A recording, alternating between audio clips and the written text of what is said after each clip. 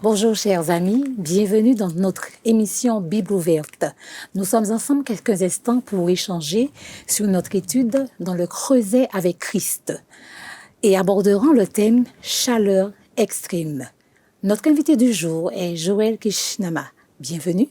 Merci, bonjour Marthe, bonjour chers amis auditeurs et internautes. Je suis très heureux d'être avec vous ce matin et nous allons donc partager, comme tu le soulignes, au sujet de notre étude cette semaine. Et surtout, merci d'avoir accepté notre invitation.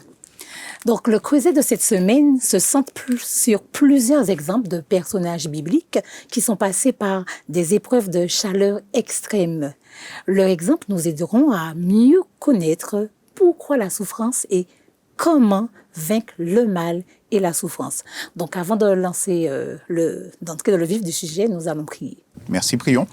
Notre Père, notre Dieu, nous voulons te remercier de tes grâces et te remercier de l'opportunité que tu nous offres d'être ici ce matin, Seigneur, en ce jour de sabbat, et de pouvoir partager ce moment d'étude, Seigneur, qui nous rappelle jusqu'à quel point tu nous aimes et tu veux notre consolation. Tu veux nous soulager, Seigneur, au sein de la souffrance, malgré les difficultés, malgré les moments d'épreuves difficiles. Nous avons la certitude que tu te trouves à nos côtés et que tu es toujours disposé à nous aider, Seigneur. Merci de ta grâce, merci de ton amour, et puissions-nous être à l'écoute de ta parole en ce saint jour. Nous t'avons prié au nom de Jésus. Amen. Amen. Amen. Alors, quand les choses deviennent vraiment douloureuses, certains d'entre nous rejettent complètement Dieu ou notre vision de Dieu change. Nous allons parler de l'expérience d'Abraham, Abraham dans le creuset. Et nous constatons l'intensité de son épreuve de chaleur extrême.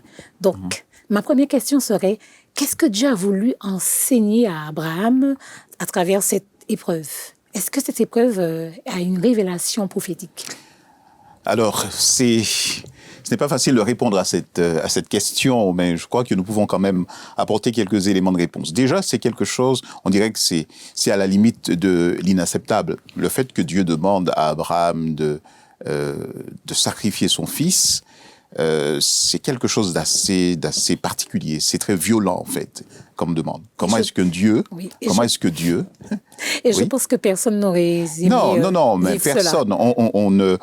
Imaginez, on vous demande de tuer. En fait, je préfère dire sacrifier. Oui. Peut-être que c'est moins douloureux de le dire ainsi. Mais c'est particulièrement difficile. Maintenant, Dieu a voulu enseigner plusieurs choses à Abraham. Et aussi, par voie de conséquence, nous enseigne l'intensité, en fait, ce qu'il a pu endurer lorsqu'il a eu à offrir son fils en sacrifice. Jean 3, verset 16, « Car Dieu a tant aimé le monde qu'il a donné son fils, afin que quiconque croit en lui ne périsse point, mais qu'il ait la vie éternelle. » Donc, c'est quelque chose de particulièrement difficile. Alors, c'est vrai, lorsque nous lisons le texte, lorsque nous lisons effectivement cela dans la Genèse, on a l'impression que ça se passe comme cela, comme dans un film. C'est vrai que la Bible n'est pas, est plutôt lapidaire, entre guillemets, je veux dire, n'est pas ne donne pas beaucoup d'informations, mais nous pouvons considérer que ça a été quelque chose de très difficile. Je suppose qu'Abraham a prié, jeûné, a peut-être négocié avec Dieu, et dès lors qu'il était convaincu que c'était la voie de Dieu, parce qu'il a dû se douter au départ, comme ce serait le cas pour chacun de nous. Donc ça n'a pas été simple. Ça n'a pas été simple, une telle épreuve, effectivement. Oui. Son fils qui était, même s'il avait un autre fils, mais en tout cas celui-là c'était le fils de la promesse, d'accord? Donc il n'y a pas de logique dans la demande de Dieu, selon nous, il n'y a pas de logique dans la demande de Dieu, et donc, mais ce que nous pouvons dire, c'est que les voies de Dieu sont insondables, impénétrables, d'accord?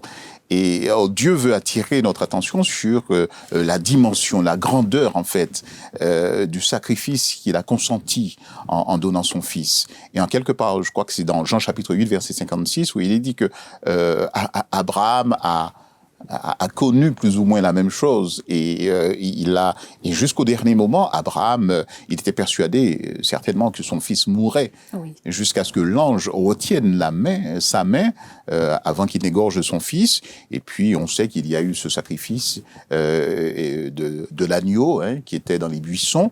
Et cet agneau préfigure le sacrifice par excellence que le Christ va accomplir en notre faveur, en faveur de l'humanité. Donc c'est une épreuve intense, bien entendu, qu'on ne saurait décrire. Hein. Et puis, en termes de dimension prophétique, effectivement, hein, ça préfigurait le sacrifice de Jésus-Christ, l'agneau par excellence qui est entré pour toutes, une fois pour toutes dans le lieu très saint afin d'accomplir pour nous, effectivement, ce ministère d'intercession. Oui, alors, donc, Abraham a vécu les mêmes choses. On peut le dire dans une certaine mesure, en fait, dans une certaine mesure. Et le choix de Dieu, et nous allons le voir un peu plus tard d'ailleurs dans le cas de Job, mais le choix de Dieu, Dieu ne choisit pas par hasard. Dieu a choisi Abraham parce que Dieu savait effectivement, enfin, il y avait cette foi. Hein, cette relation forte entre Abraham et lui. Et donc, Dieu ne peut choisir comme ça quelqu'un au hasard et lui demander, lui solliciter un tel sacrifice, une telle épreuve. Donc, cette épreuve aussi a été une épreuve de foi. Une épreuve de foi, une épreuve de résilience, d'abnégation. Hein.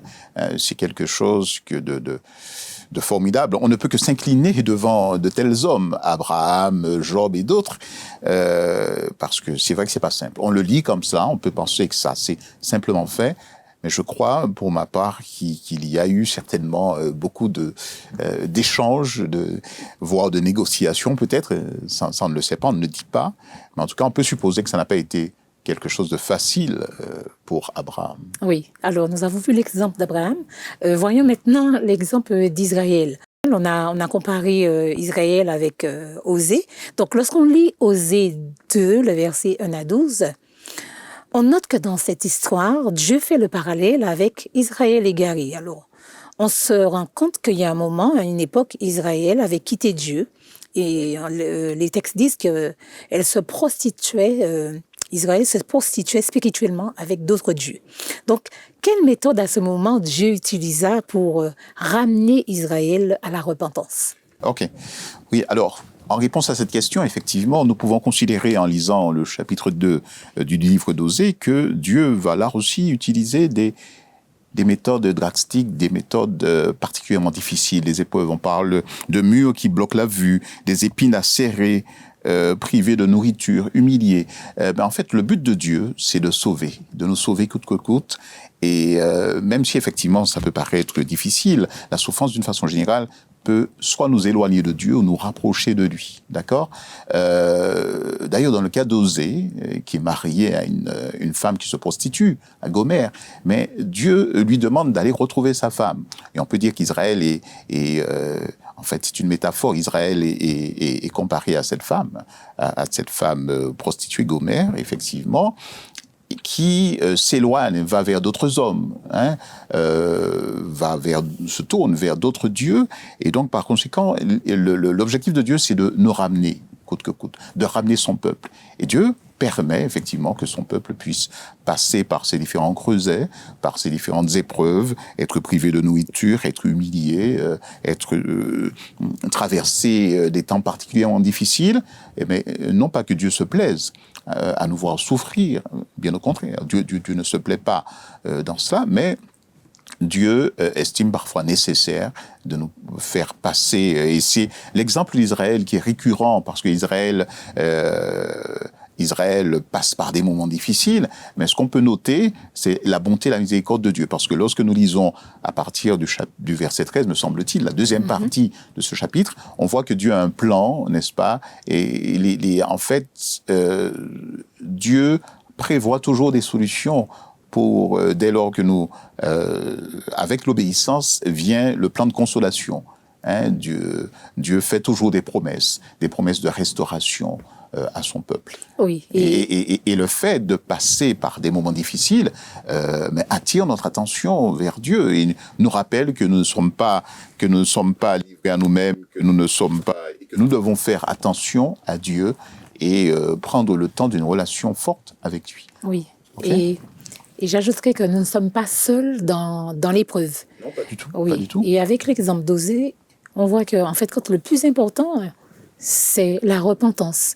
Dieu, par tous les moyens, ramène Son but est de ramener ses enfants à la repentance. À la repentance. Et toutes les fois que nous nous repentons, effectivement, Dieu nous fait les promesses de restauration, promesse de pouvoir s'occuper de nous, promesse de nous donner, comme il le dit dans Osée chapitre 2, effectivement, je rétablirai, je lui donnerai son mou, son blé, etc.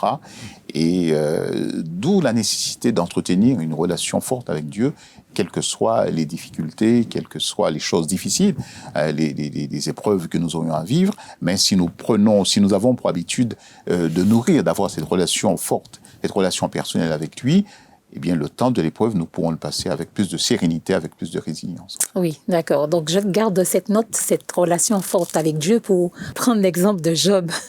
C'est une histoire que nous aimons lire.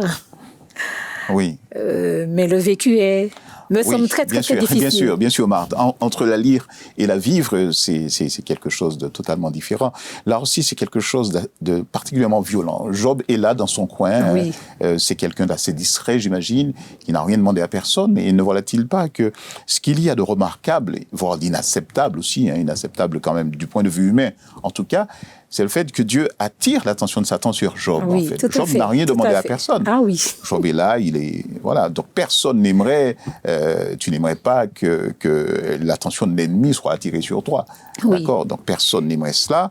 Voilà. Mais en fait, le Job est l'objet d'un conflit entre le bien et le mal. Nous sommes dans ce conflit cosmique entre le bien et le mal, entre Dieu et Satan. Et Dieu d'attirer l'attention effectivement de Satan sur Job, Satan qui s'invite, sans avoir été invité, il s'invite au milieu des anges, et puis il répond de parcourir la terre et de m'y promener à la question de Dieu, d'où viens-tu? Oui. Donc toujours en train de se promener, chercher qui tenter, etc. C'est assez particulier. Maintenant, Dieu veut prouver à Job, prouver à Satan que ses enfants peuvent le servir de manière totalement désintéressée. Oui. Et ça va de progression, d'étape en étape, de progression, jusqu'à ce que Job soit, avec la permission de Dieu bien entendu, soit touché par Satan dans sa propre chair. Et c'est quelque chose... Alors on peut se poser la question, effectivement, comment est-ce qu'un Dieu... Oui, juste et saint permet activement à Satan de causer une telle douleur à Job. Alors là aussi, les voies de Dieu sont impénétrables. Et là, vraiment, on aurait dit que c'est une douleur extrême. C'est une chaleur extrême. Perdre ses fils, perdre ses serviteurs, ses cheptels, perdre ses enfants, etc. Sa femme même qui lui dit maudit Dieu et meurt. Donc elle pourrait, c'est une petite parenthèse, elle pourrait être critiquée, mais je suppose que beaucoup de femmes, et effectivement beaucoup d'entre nous pourraient réagir comme elle.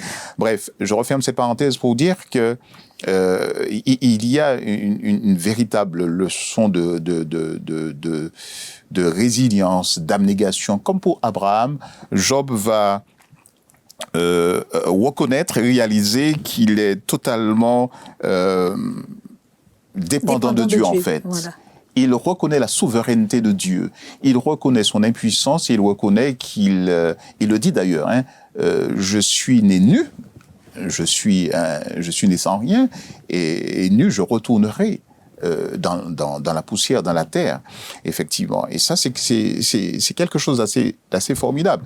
Et d'ailleurs, je fais référence à ce célèbre acteur Denzel Washington, en s'adressant lors d'une graduation à des étudiants, il dit, mais est-ce que vous n'avez jamais vu un corbillard suivi d'un camion de déménagement? D'accord? Ça veut dire effectivement, nous sommes nés nus, nous allons repartir, quels que soient les biens, quelles que soient les fortunes que nous pourrions avoir ramassées ici sur Terre, nous allons repartir peut-être avec un joli costume, peut-être, mais tout au plus. Mais nous allons repartir effectivement nus. Alors Dieu attire l'attention sur le fait attire l'attention de Satan sur le fait qu'il existe encore ces hommes, ces serviteurs qui ont cette relation forte avec lui et qui sont prêts à tout abandonner et qui ne vont pas le renier. Et là encore, nous devons de saluer très bas cet homme qui était certainement le plus riche ou l'un des plus riches, et perdre tout cela du jour au lendemain, et être en plus atteint de cet ulcère malin, être touché dans sa chair, c'est quelque chose de particulièrement c'est invraisemblable. atroce, quoi. Oui. C'est particulièrement atroce. Ah oui. Oui. Oui, oui. Et est-ce qu'on pourrait dire que la situation de Job est un cas particulier ou est-ce une caractéristique de la façon dont Dieu traite encore aujourd'hui ses enfants? Oh, pour ma part, je dirais oui et non. C'est-à-dire que Dieu peut encore décider effectivement de toucher de cette manière. Mais Dieu je répète ce que je disais tout à l'heure, Dieu ne se plaît pas à causer la souffrance. À causer la souffrance. Il n'est pas l'auteur de la souffrance. D'ailleurs, il a voulu donner une leçon de choses à Satan, dans le cas de Job, lui montrant que oui, c'est possible de l'aimer de façon désintéressée. Mais il n'a pas choisi n'importe qui. Il choisit Job comme il a choisi Abraham, connaissant et considérant la foi très forte, la relation très forte de foi, d'amour, cette relation effectivement qui caractérisait Job comme Abraham, et donc il ne choisit pas n'importe qui, d'accord, et en fait, et jusqu'au bout, il sait, puisqu'il sait toute chose, il sait que Job, malgré l'intensité de la douleur, de la souffrance, de l'épreuve, que Job, à travers ce creuset, au final, allait tenir bon. Job allait tenir bon et donnerait cette leçon de choses à Satan. Parce que Satan, après avoir tout pris, il ne se contente pas, il dit, mais alors qu'il avait déjà perdu la première étape, oui. puisque il dit, bon, il t'aime de façon désintéressée, mais touche à ce qu'il a, à ses biens, à ses enfants, tout cela. D'accord, cette première partie. Et puis après, il revient, il s'invite encore, et puis il dit à Dieu, mais écoute, un homme ne peut pas te toucher à sa chair, ok? Et Dieu lui dit, mais ne touche pas à sa vie, d'accord, je te permets, effectivement.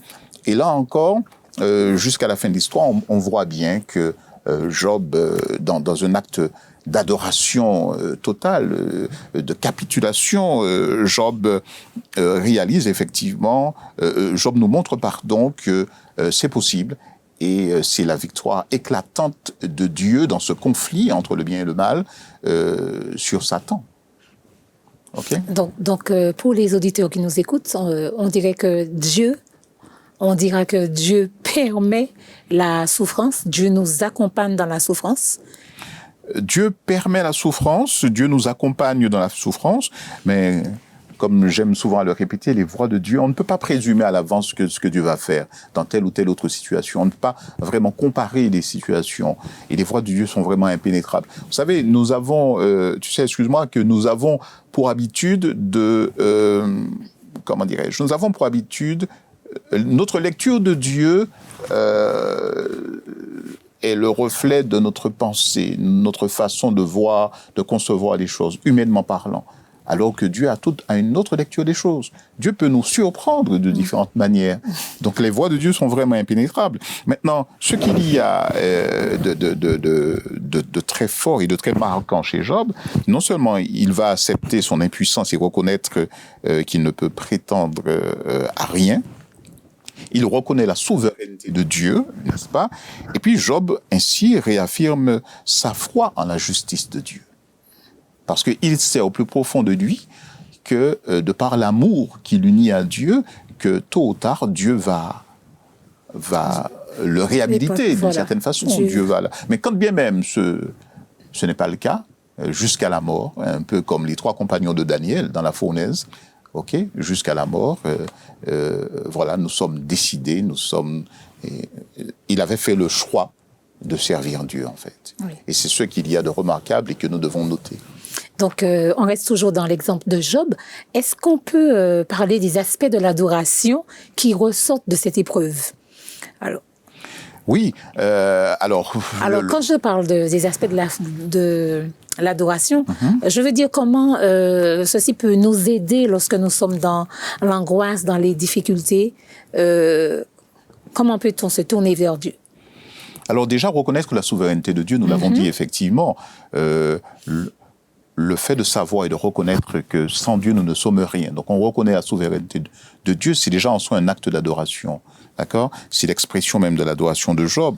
Job qui reconnaît son impuissance et Job réaffirme sa foi en la justice de Dieu. Ce n'est pas simple. C'est plus facile à dire qu'à faire ce que nous sommes en train de dire au sein de la souffrance. Oui. D'accord? Oui. Et je ne crois pas, et d'ailleurs tu posais la question de savoir est-ce que c'est un acte isolé, un acte particulier. Je ne crois pas que beaucoup d'hommes aient vécu ce que Job a vécu, même si on sait que, à certains endroits, des familles sont décimées. Lorsqu'il y a eu en Ouganda, effectivement, tous ces conflits entre les Tutsis et les Hutus, il y a eu des familles entières décimées, etc., même parmi les chrétiens, d'accord? On peut se poser la question, pourquoi est-ce que Dieu permet? Et on attribue la souffrance à Dieu d'une façon générale. Et d'ailleurs, à l'époque, dans le contexte hébraïque, dans la culture même hébraïque, Dieu étant souverain, étant tout-puissant, rien ne se passe sans sa permission. Donc, en quelque part, on lui attribue tout, on lui attribue les épreuves, la souffrance, etc. Maintenant, on peut se détromper. Dieu ne prend pas plaisir à nous voir souffrir, à nous faire souffrir. Et Job l'avait bien compris. D'accord? Job l'avait bien compris et l'exprime à travers cette adoration de différentes manières. Déjà reconnaître que la souveraineté de Dieu et réaffirmer sa foi en la justice de Dieu parce qu'il connaît son Dieu et il sait que Dieu ne peut se tromper en fait. Oui, et il me semble que le plan de la rédemption nous montre que comment Dieu ne voudrait pas justement que nous restions dans cet état puisqu'il s'est donné sous la croix pour nous racheter. Tout à fait, absolument. D'accord. Donc, nous allons poursuivre avec une dernière... pratiquement, nous allons vers la fin de notre échange parce que ces trois personnages sont des personnages assez importants et leur exemple... parle d'eux-mêmes. Parle d'eux-mêmes. Très significatif. Voilà, très significatif pour nous, nous aujourd'hui, le chrétien ou la personne qui désire connaître Jésus. D'accord. Donc, nous allons parler de l'apôtre Paul. Donc, dans quelle mesure, parce que l'apôtre Paul aussi, lui aussi, il a souffert. Quand on connaît son périple, comment il a connu Jésus. Absolument. Et ce qu'il est devenu. Donc, dans quelle mesure l'apôtre Paul, la souffrance de Paul, peut-elle être un appel au ministère? Il y a deux textes qui parlent de Paul. Le texte de 2 Corinthiens 11, versets 23 à 29. Oui. Alors, il me semble que dans cette partie du verset, il y a une liste de difficultés que Paul dresse. Voilà. Et il y a aussi le texte de 2 Corinthiens 1, le verset 3 à 11, où il exhorte à tenir bon dans l'affliction, afin d'être consolé et aussi de consoler les autres. Donc, dans quelle mesure la souffrance de Paul peut-elle être un appel au ministère? Alors, je disais tout à l'heure, effectivement, que la souffrance peut soit nous éloigner de Dieu ou nous rapprocher de lui. D'accord? Dans le cas de Paul, et d'ailleurs, il le dit, 2 Corinthiens chapitre 11, plus d'une fois, il a été frappé, été flagellé, il a été battu, il a été jeté en prison, etc. Donc, il a vécu toutes ces choses.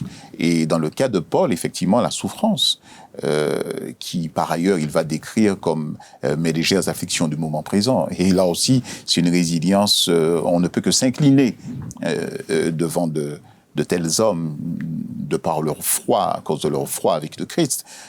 L'apôtre Paul, d'ailleurs, qui a écrit la plupart de ses épîtres, il en a écrit 13, et la plupart de ses épîtres ont été écrites tandis qu'il était retenu par les chaînes, il était en prison. Et donc, c'est vraiment quelque chose de particulier. Lorsqu'il dit « mes légères afflictions du moment présent », sachant tout ce qu'il avait vécu. Maintenant, l'apôtre Paul va... son ministère, pour répondre à ta question, en fait, c'est un ministère de consolation, ministère de soutien, d'encouragement. Et Paul, qui, à travers la souffrance, effectivement, se rapproche de Dieu et finit par dire « mais si je vis, ce n'est plus moi qui vis, c'est Christ qui vit en moi, dans Galates 2, verset 20, et il ajoute dans Philippiens 4, verset 13, je puis tout par celui qui me fortifie. Cela veut dire que la souffrance peut être, oui, effectivement, un appel au ministère.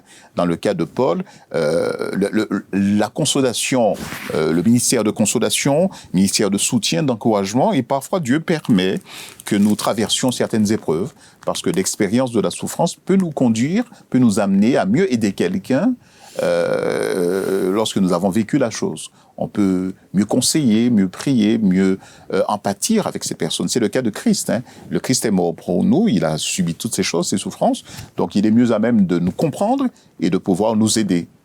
De comprendre nos souffrances et de pouvoir nous apporter le baume qu'il nous a promis. Il essaie de croire, parce qu'il a vécu toutes ces choses, effectivement. Il le dit d'ailleurs, si toutes ces choses me sont arrivées à moi qui suis le bois vert, à combien pour votre raison, vous qui êtes le bois sec, et par conséquent, il est mieux à même de pouvoir nous aider efficacement. Donc, Paul, le résilient, nous montre que la souffrance et l'épreuve, les différents creusets, les différentes difficultés auxquelles, que nous traversons, peuvent nous conduire peuvent nous sensibiliser à cette forme de ministère de soutien des autres, d'encouragement, de consolation, parce que si nous avons vécu la chose, nous sommes mieux à même et nous sommes plus crédibles auprès des autres. D'accord, Joël. Ça ne veut pas dire que nous cherchons à vivre des difficultés. Oui, ça c'est clair, puisque quand on a une difficulté, on dit souvent pourquoi moi, pourquoi moi. Donc, nous comprenons que le mal s'oppose au caractère de Dieu. Car au départ, Dieu a créé un monde parfait, une nature parfaite et des animaux et des humains parfaits. Mais cependant, vivant sur cette terre remplie de péchés, nous comprenons peu à peu les raisons pour lesquelles les choses se produisent. Mais pour l'instant, nous devrions vivre avec le défi de croire que Dieu est présent et prend soin de nous, même si les choses ne se passent pas toujours aussi bien. Ouais. Donc, pour terminer, nous sommes obligés de parler de la nature de Dieu. Quand on voit l'exemple d'Abraham, d'Osée, de Job, on a parlé aussi de Paul. Que révèlent toutes ces expériences que ces hommes ont vécues, que révèlent ces expériences sur la nature de Dieu? Et nous, maintenant, nous chrétiens et aussi vous, chers internautes, quelle image avez-vous à votre esprit de Dieu quand il laisse passer ses enfants par ces souffrances, toutes ces épreuves, toutes ces épreuves. Alors, c'est-à-dire que nous pourrions effectivement avoir une image très négative de Dieu, l'auteur de la souffrance, l'auteur du mal, etc. Je me souviens de cet article que j'ai eu l'occasion de lire, la souffrance plaide contre Dieu. Okay? Mais aussi paradoxal que cela paraisse, n'oublions pas que parce que le plan de Dieu est que tous nous soyons sauvés, aussi paradoxal que cela puisse paraître, parfois, il faut passer par des épreuves, effectivement, quelquefois, pour être interpellé et pour parvenir à ce repentir, à cette conversion. À cette transformation. À cette transformation, effectivement, et entrer dans ce processus de sanctification. D'accord ? Et là, ça me rappelle notre leçon de la semaine dernière, hein, oui, tout pour à fait. Voir notre image à travers le visage de Jésus, voilà. Effectivement. Oui. Et donc, nous avons besoin d'être épurés véritablement. Alors, ça vaut ce que ça vaut et ça implique un certain nombre de choses, mais n'oublions pas que Dieu est un grand Dieu. Et la nature, l'image que nous avons de Dieu et que nous pouvons avoir de Dieu malgré la souffrance, c'est que Dieu est un Dieu bon, miséricordieux. C'est pas quelqu'un qui se plaît à nous voir souffrir et il permet que l'ennemi de nos âmes, puisque n'oublions pas que nous sommes au cœur de ce conflit, donc ce conflit cosmique, d'accord, entre le bien et le mal, entre Dieu et Satan. Donc il peut permettre effectivement à travers ces épreuves que nous soyons vraiment en difficulté, que nous soyons éprouvés, mais afin de démontrer à Satan que ses enfants, à travers toutes ces épreuves, seront finalement avec lui, en fait. Oui. Et ça, c'est l'objectif final. Et ça peut aller jusqu'à la mort. N'oublions pas que l'apôtre Paul a dit, mais Christ est ma vie et la mort m'est un gain, en fait. Oui. L'apôtre Paul était prêt à mourir à n'importe quel moment. OK ? Donc, Joël, est-ce qu'on peut dire que nous ressortons plus forts et notre foi devient plus forte à travers à travers les épreuves de la vie. À travers les épreuves de la vie, oui, certainement. Lorsque nous sommes face à des difficultés, on réfléchit, on fait confiance à Dieu, on est dans une relation plus forte. Malheureusement, n'attendons pas d'être dans certaines épreuves, de vivre les épreuves pour nourrir cette relation. C'est-à-dire, bon gré, mal gré, quelles que soient effectivement les circonstances de la vie, qu'elles soient bonnes ou qu'elles soient mauvaises, prenons le temps d'une relation quotidienne, permanente avec Dieu. OK ? Oui. Et là, nous pourrons dire comme Daniel ou comme les 3 compagnons dans la fosse aux lions, effectivement, mais nous savons que notre Dieu peut nous délivrer. Maintenant, bon, s'il décide différemment, que sa volonté soit faite. Oui. Mais sache au roi que nous n'allons pas nous prosterner et adorer la statue. Oui. Okay ? Mais c'est cette foi que nous devons cultiver. Et d'ailleurs, ils n'avaient même pas besoin de prier là, au moment où ils furent jetés dans la fosse aux lions, puisque ils avaient cette relation régulière, permanente. Et parfois, comme ce n'est pas toujours le cas, eh bien, l'épreuve peut nous tomber dessus. Et puis, mais plaise à Dieu qu'elle ne nous éloigne pas de Dieu, mais bien au contraire, que nous soyons interpellés, comme Israël, que nous soyons fortifiés par l'épreuve, parce que Dieu a toujours un plan. Dans sa grande bonté, dans sa miséricorde, n'oublions pas qu'il a toujours un plan afin que nous nous en sortions. Il a un plan de restauration, comme il a fait pour bien d'autres, à travers la Bible et autres. Il a toujours un plan de restauration, de réhabilitation pour nous. Oui. Et pour ça, nous pouvons lui dire merci. Oui. Eh bien, merci Joël pour toutes ces précisions. C'est moi, merci Marc. Toutes ces réponses sur ce thème, chaleur extrême. Donc, je retiens que Dieu a un plan pour ses enfants, mais surtout, Dieu aime ses enfants. Et il l'accompagne à travers les épreuves. Chaleur extrême, ça ne pouvait pas être plus extrême que ces personnages, que ce qu'ont vécu ces personnages. Mais en tout cas, restons bien accrochés à Dieu et puis il fera le reste. Oui. De toute façon, on n'a pas tout dit, on ne peut pas tout dire. Il y aurait tellement de choses à dire à ce sujet. Voilà. Que Dieu nous bénisse. D'accord. Donc, chers auditeurs, merci à toi encore, Joël. Merci, donc, c'est moi.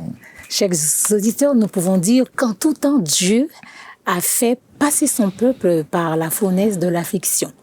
C'est sous l'ardeur de cette fournaise que les scories se séparent de l'or dans le caractère du chrétien. Jésus, qui surveille l'opération, sait à quel degré le précieux métal doit être chauffé pour arriver à réfléchir l'éclat de son amour. Donc, c'est par des épreuves pénibles, difficiles, mais révélatrices que Dieu discipline ses serviteurs.